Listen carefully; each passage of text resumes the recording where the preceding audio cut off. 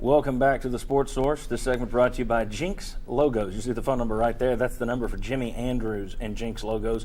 If you've got an East Tennessee golf tournament, you need to call Jinx Logos. If you're an area high school booster club, you need to call Jinx Logos. Jimmy and crew could put your logo on golf shirts, on button-down shirts from Cutter and Buck, Nike, travel mugs, on darn near anything, including umbrellas. I got a couple umbrellas here on the set today, and as you can see, Nike right there, umbrellas, whatever you want. Jinx Logos can get your company, your team logo right on there. And the incredible thing about it is the customer service cannot be beat for people in this industry. I've dealt with these marketing companies for years and years and years. Never seen customer service like I see with Jimmy. And also, just the pricing is outstanding. Do yourself a favor, do your company a favor. Call Jinx Logos and Jimmy Andrews. His number, 755-7767, will be on the monitor for the entire segment. All right. Back with Jimmy, Mark, Mike. We want to take a look now at Tennessee's non-conference schedule, which is kind of pretty much locked in at this point. If we can go to the big board, there we go. There are some question marks on there. You can read these. It's up, down, up, down, up, down. Then you go down to that second level. So they start the season in Annapolis, Maryland. I'm going to guess that Don DeVoe will drive across town and watch them play VCU. VCU, of course, a solid program. Texas Southern, they snuck their way into the NCAA tournament last year with a low RPI. You see there, 231 last year. Then you get these question marks: Georgia Tech, Kansas, Marquette, Michigan State, Rhode Island, Rider, and Santa Clara. Those are all teams that will be with Tennessee in the Orlando Classic. And here's the thing to remember about that. You see some really good teams up there. If we can go back to the board. There we go. You see some really good teams in that group. The Georgia Tech, it's at least a name. Kansas, very good. Michigan State, very good. Marquette's got a name. But you want to be careful you don't pull another UTEP like you did last year and wind up in some bad side of the bracket where you're stuck with the Riders and Santa Claras of the world. After that, Tennessee has Kansas State here in Knoxville.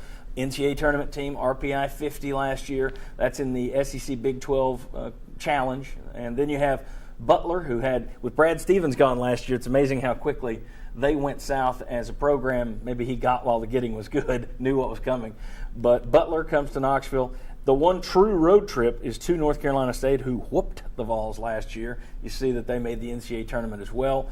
Then you close out with some Tennessee Tech, local. Mercer, they were in the tournament last year, 80 RPI, beat Duke, which opened it up so Tennessee could play Mercer and blew them out. Then you close out with Tennessee State, who won 4 games last year, and East Tennessee State. All right, my question for you guys looking at that, is that a good enough schedule for year one for Donnie Tyndall? I mean, in the past, we've looked at these schedules and said, okay, well, is this good enough to get you into the NCAA tournament? I know that that's a goal. Again, that's just like the bowl thing. Everybody wants to get in the NCAA tournament. I don't know that that's a legitimate goal for this team, having never seen any of them play together. So if you do wind up on the bubble, is this the kind of schedule that could get you in there, you think? I don't like Tennessee State on there. You don't need to be playing anybody with an RPI 300 plus. I'm surprised. Mike Slive or Mark Whitworth let them. Mark Whitworth, of course, he's the SEC's basically czar of basketball, who's supposed to be in charge of helping with scheduling and preventing things like that. Now, if you want to go in state and go Tennessee Tech with a 212, okay, but 302 is not going to help you at all. I remember a few years ago, Florida coming off a national championship went and played a bunch of 300 RPI folks and didn't get in the tournament because of that. The others, and you pointed this out, in Orlando you don't know who you're going to get. So you could end up having a pretty representative schedule there. But for the rest of it, I'm okay with it other than Tennessee State. Mark? I think it's a guy who used to put schedules together. Yeah, I think it's a pretty challenging schedule for the inexperience that this roster is going to have. VCU is going to be picked to win the Atlanta 10.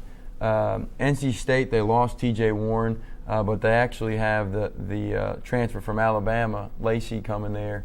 Kansas State's going to be really good. But it boils down to that tournament. Like you said, if you can get some of these – Rhode Island is actually going to be a really good basketball team. They got one of the top recruiting classes coming in. So I think the Tennessee State's you're just trying to get a win there, balance it out a little bit.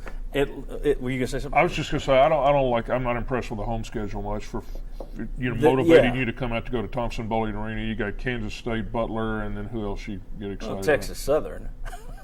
You'll have ETSU, Tennessee State, and Tennessee Tech fans excited to come over here, but I don't know that it excites the Tennessee fans. I will say this: the best thing about that schedule, at least some nitwit didn't leave them with a road game at Xavier to open up their schedule. Isn't that right? Who did that? Who did that? All right. Mark Pancratz, thanks again for dropping by. Always good to have you. We'll see you again next time we need to talk basketball. Mark Pancratz, always a guest here, always a welcome guest here. When we come back, we welcome back, these guys really aren't that welcome. Bob Hodge and Chuck Cavaleris will rejoin us. Football versus football. Then we'll talk a little Vanderbilt and some other stuff. Come on back on the Sports Source. You are watching East Tennessee's first and only year-round sports talk show on television.